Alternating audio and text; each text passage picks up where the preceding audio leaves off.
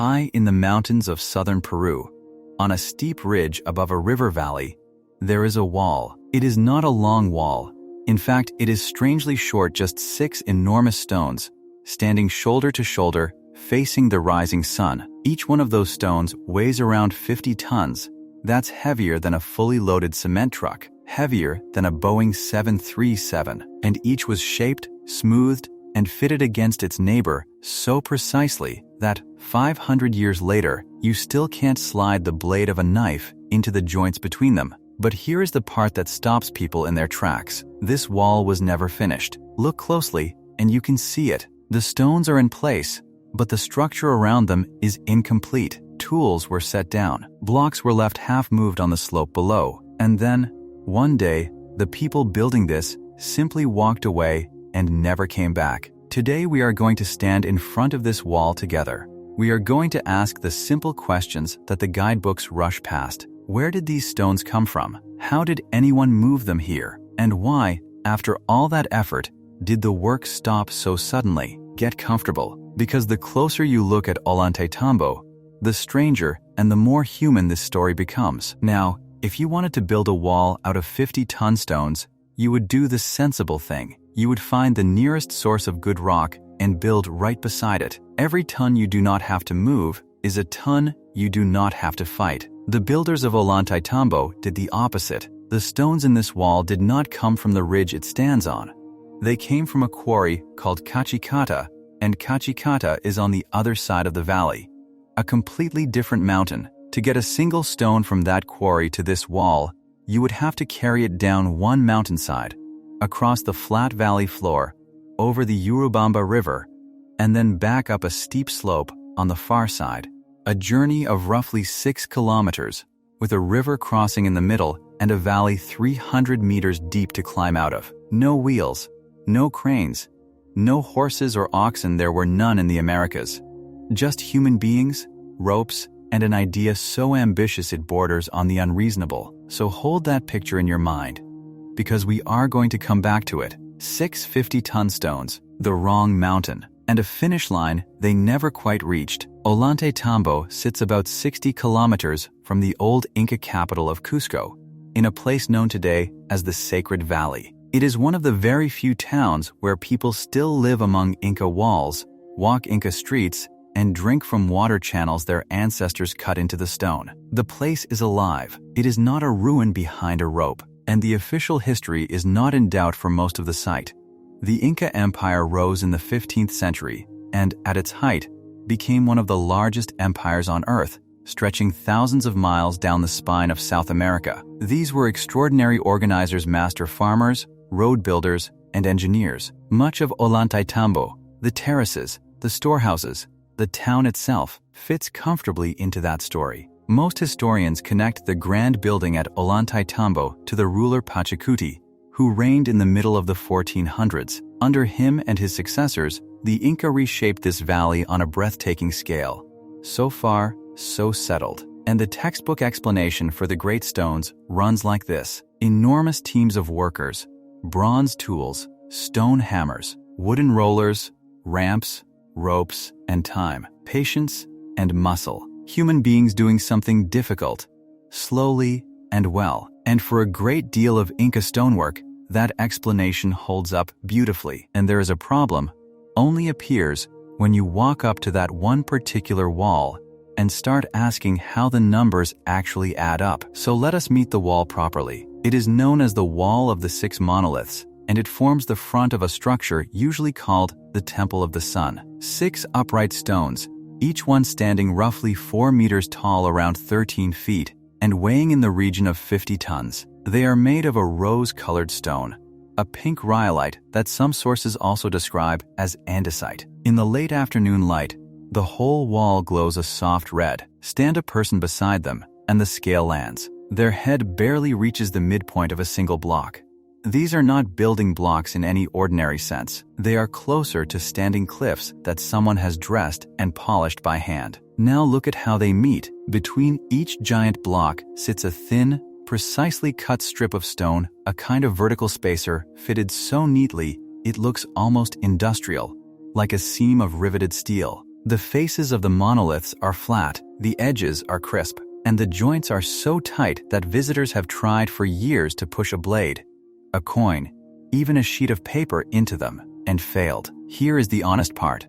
We do not need to call this magic, and we are not going to. Skilled people, working patiently with hard hammerstones and abrasive sand, can grind stone to a remarkable finish. That is real, and it is documented. But the finish is not the deepest mystery here. The deepest mystery is not how smooth these stones are. It is how they got here at all. Because to understand that, we have to leave the wall, cross the valley, and visit the place the stones were born. High on the mountain across the river lies Kachiqhata. It is not one quarry, but several, scattered across a steep, wind-scoured slope far above the valley floor. This is where the rose-colored stone was cut from the living rock. And the first surprise is the altitude. The quarry sits hundreds of meters higher than the temple it was feeding. So every stone that left this place had to first come down a mountain, on a controlled descent, without sliding loose and shattering, and without crushing the people guiding it. When researchers climb up here,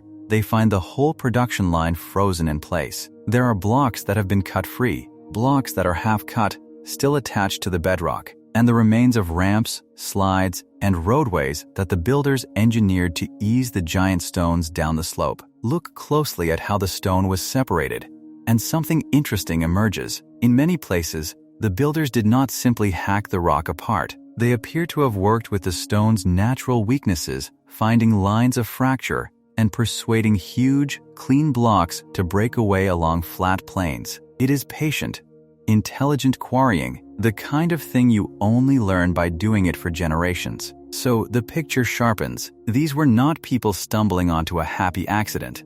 This was an organized industry, a quarry, a transport system, and a destination, all running at once until abruptly it all stopped. So let us actually walk the journey with one stone, just one 50-ton block, from the quarry to the wall. The stone has to come down hundreds of meters of mountainside. Gravity is now both your friend and your enemy. It will help you move the stone, and it will happily kill everyone if the stone gets away from you. So you build ramps and slides, you lay down smaller stones as rollers, and you control the descent with ropes and sheer coordinated effort. The Urubamba River runs along the bottom of this valley. To get the stone across, the builders may have diverted water, built up causeways, or timed the crossing for the dry season. We see the embankments they left behind. We do not have a film of how they used them. Now the stone has to go up the temple side of the valley, 300 meters of elevation, dragging 50 tons against gravity the entire way. Engineers who have studied this route do not say it is supernatural. They say something more uncomfortable. They say it is possible, but only with staggering numbers of people, perfect organization, and an appetite for risk that is hard to imagine. Move a 50-ton block uphill, on a mountain, by muscle alone. And a single mistake does not cost you a stone. It costs you lives. And the Inca did this not once, but at least 6 times for this wall alone, with more stones planned that never arrived. Which raises the obvious, haunting question. Where are the ones that didn't make it? They are still here. The locals gave them a name centuries ago. They call them the piedras cansadas, the tired stones. Scattered along the route between the quarry and the temple lie dozens of enormous blocks that never reached their destination. Some sit on the slope where they were being lowered. Some rest on the valley floor. Some are partway up the final climb. Each one is a giant, cut and shaped and ready, abandoned exactly where it stood when the work stopped. Think about what that means. This is not a finished monument that we are guessing about. This is a construction site, frozen at the moment of abandonment. The tools are down. The stones are mid-move. It is, without exaggeration, one of the best preserved crime scenes in all of archaeology, except the crime is the sudden death of an entire project. And I want to put a question to you right now, while you are looking at one of these tired stones with me. If you had hauled a 50-ton block more than halfway up a mountain, years of labor, the work of hundreds of people, what on earth would make you stop, set down your ropes, and walk away forever? Tell me in the comments. I read them, and I genuinely want to know what you think happened here, because the answer to that question is where the real history hides. and there are a few strong candidates. The most likely answer is also the most human one. History arrived in the form of armed men on horses. In the 1530s, the Spanish conquest tore through the Inca world with terrifying speed, and Ollantaytambo was not a quiet backwater. During that collapse, it was a battlefield. This is one of the few places where the Inca, under the leader Manco Inca, actually fought the Spanish and, for a time, held them off. The terraces we admire today were defended with arrows and slingstones and flooded fields. In a world being violently overturned, where the empire is fighting for its very survival, you do not finish a ceremonial wall. You pick up a weapon. The master builders, the work crews, the organizers who held the whole impossible operation together, they had a war to fight, and then a catastrophe to survive. The project did not fail because it was impossible. It stopped because the world that built it was ending. That is the explanation most historians lean toward, and it is a powerful one, but it is not the only theory whispered around these stones. Some point to a major earthquake. Others note that blocks here show signs of having been pulled out of older, finished walls, as if a remodeling was underway, an attempt to change something that already existed. And that detail opens a door to a much older, much more controversial question. Here is a debate worth handling carefully, because it is easy to get wrong in both directions. At several sites in this region, you can see two very different styles of stonework sitting side by side. There is the truly colossal, finely fitted megalithic work like our Six Monoliths, and then there is rougher, smaller work, clearly stacked on top of or around it. To some researchers, that looks like two phases: an older, master phase, and a later phase that built upon it. From this observation grows a bigger claim that the most extraordinary stonework in the Andes may predate the Inca, entirely the work of an earlier, forgotten people, with the Inca later adopting and adding to ruins they themselves found ancient. Now, let us be fair to both sides, because that is what this channel does. The mainstream archaeological position is clear. The evidence we have ties this construction firmly to the Inca and their immediate predecessors in the valley. The different styles can be explained by different purposes, different crews, and different stages of a single project. That is a reasonable, well-supported view, and it should not be dismissed. But it is also true that the Inca themselves, in some early Spanish accounts, spoke of stones that were old before their time, and of builders who came before. We should not treat a legend as proof.